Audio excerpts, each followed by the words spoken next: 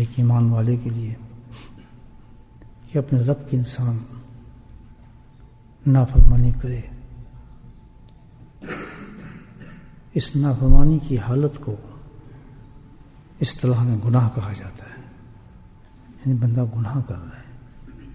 کہا جائے نا بندہ گناہ کر رہا ہے تو اس کی ٹرانسلیشن یہ ہے کہ یہ بندہ اپنے رب کی نافرمانی کر رہا ہے, اس کے حکم کے خلاف چل رہا ہے, اس کی مرضی کے خلاف چل رہا ہے. اللہ یہ نہیں چاہتا جو یہ کر رہا ہے, اللہ یہ پسند نہیں کرتا جو یہ کر رہا ہے. اللہ ناراض ہے اس سے کہ ایسے کیوں کر رہا ہے. ان تمام کیفیات کا نام جو ہے گناہ ہے. اب آپ سوچیں, ہم کتنے آرام سے کہہ دیتے ہیں یار گناہ کیوں کر رہے ہو تم, بس میں تو بہت کوشش بڑی کرتا ہوں چھوڑنے کی. یہ کیا حالت بھائی, ایسی بات مجبوری کہیں نہیں ہے گناہ کی. چرس پیتے ہو, شراب پیتے ہو, زنا کرتے ہو, ٹھیک ہے دنیا ہے کرتے ہو, تم بھی لگ گئے تو, لیکن پکارو مجھے, بڑھاپے میں پکارو گے, جوانی میں پکارو گے, جہاں پکارو گے تیرا رب وہیں حاصل ہے. اللہ اسی جگہ تیرا پہنچ جائے گا, دروازے کھولتا چلا جائے گا تیری ساری. تو میرے بھائیوں نمبر 1,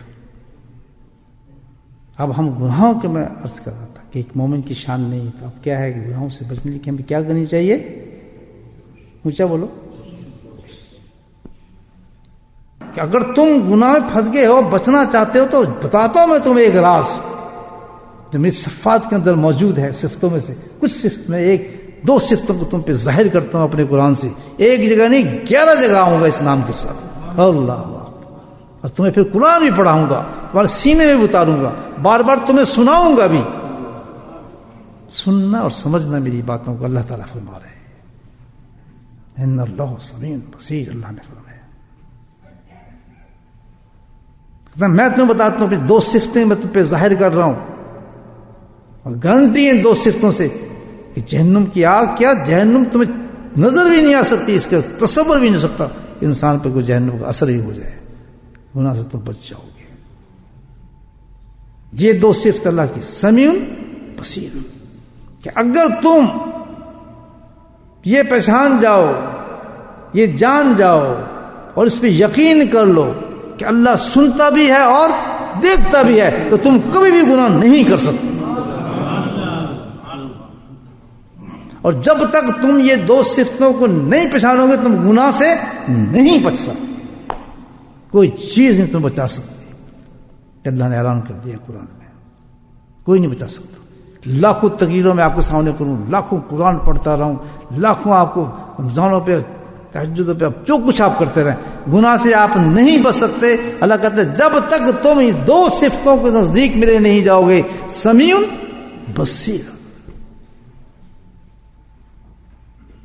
گناہ انسان اسی وقت کرتا ہے, یاد رکھیے.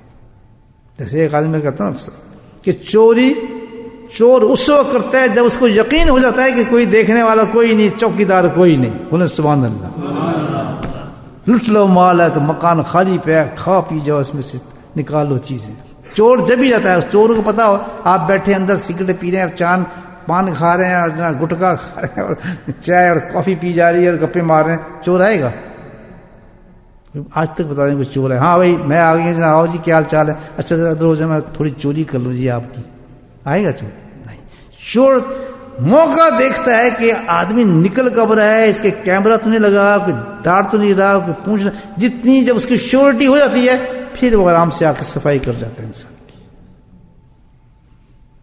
گناہ انسان اس وقت کرتا ہے, زنا اس وقت کرتا ہے, گانے بجانے اس وقت کرتا ہے, بے حیائی عورتیں اس وقت کرتی ہیں, خاوندوں کی نافرمانی اس وقت کرتا ہے, نافرمان اولاد اس وقت ہوتی ہے, بڑے سے بڑا گناہ انسان اس وقت کرتا ہے, چوریاں اس وقت کرتا ہے, مال اس وقت لوٹتا ہے, لوگوں پہ ظلم اس وقت کرتا ہے, پستول رکھ کے جانوں کو نکالنے کے بعد زیوروں کو اس کے جسم سے اس وقت اتارتا ہے جس وقت اس کو یہ یقین ہوتا ہے. وہ یہ جب کر رہا ہوتا ہے اس کو پورا یقین ہوتا ہے, بے شک کتنی دفعہ دل سے کہو لا الہ الا اللہ محمد رسول اللہ, اور چومتا بھی ہو اور پڑھتا بھی ہو، لیکن جس وقت یہ کام بندہ کر رہا ہے، اللہ کہہ رہے ہیں صفت میں دو کہ کام یہ اس وقت کرتا ہے یہ بندہ جس وقت اس کو 100% یقین ہوتا ہے کہ میرا رب نہ سن سکتا ہے اور نہ دیکھ سکتا ہے. بولو اللہ اکبر، اللہ بہت بڑا ہے. کوشش کرنے اب تیسرا راز کیا آ گیا؟ اللہ خود بتا رہے ہیں کہ سمیع اور بصیر، ان دو چیزوں کو تو پیدا کر اپنے اندر کہ تجھے ہر وقت میں نظر آؤں اور ایکشن بھی سے تک پکا کہ میں دیکھ رہا ہوں، دیکھ بھی رہا ہوں اور سن بھی رہا ہوں. اگلا کوشش یہ کیسے ہو کہ ہم اتنے درجے پہ پہنچ جائیں کہ بھائی دیکھ بھی رہا ہے اور سن بھی رہا ہے. اللہ اکبر، اللہ نے وہ بھی راز کھول دیا ہے. بہت آسان ہے، بہت آسان ہے.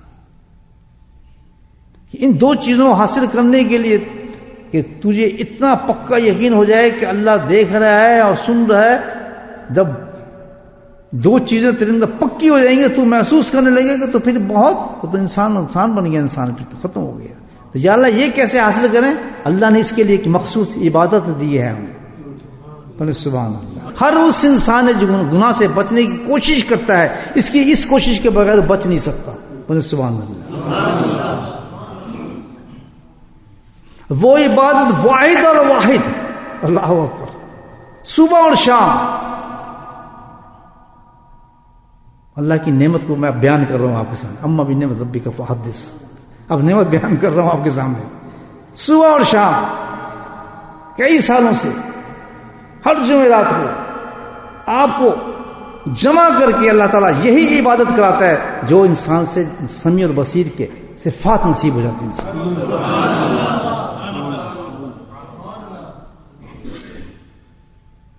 یہ ہے چیز، آپ اس لیے جمع ہوئے ہیں. کیا چیز، کون سی عبادت ہے؟ مراقبہ. یہ حدیث میں مفہوم بھی ہے، آپ بتا رہا ہوں. مرتبہ احسان کہتے ہیں اس کو. اس مقام کو جو انسان حاصل کرتا ہے نا کہ اللہ سن بھی رہے، دیکھ بھی رہے، جب یہ مقام پہ چلا جاتا ہے انسان تو واقعی اس کو پورا یقین ہو جاتا ہے کہ اللہ تو دیکھ بھی رہے. یقین نہیں ہوتا. میں سناتا ہوں کہ ایسے انسان کا حوالہ دے دیتا ہوں جو اس مقام پر تھا.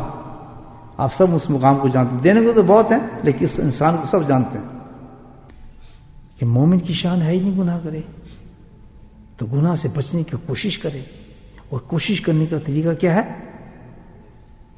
وہ سمیع اور بصیر پہ یقین پیدا ہو جائے. اس کو پیدا کرنے کا طریقہ کیا ہے؟ کوئی عبادت نہیں، وہ کیا ہے؟ مراقبہ ہے. کہ آنکھ بند کر کے دل کے اندر سوچنا شروع کر دیں میرا رب ہے اللہ اللہ اللہ. یہ ایسی صفت پیدا کر دیتا ہے مراقبہ. بس ہمیں اتنا کام کرنا ہے. بولے سبحان اللہ. دوسرا کوئی کام نہیں، کوئی زور نہیں لگانا، کچھ نہیں کرنا. بس ہم نے کیا کرنا ہے؟ اللہ کہتا کچھ بھی تو نے نہیں کرنا، تو نے آنکھ بند کرنا ہے اور میرا تصور دل پہ جمانا ہے، باقی میرا کام ہے.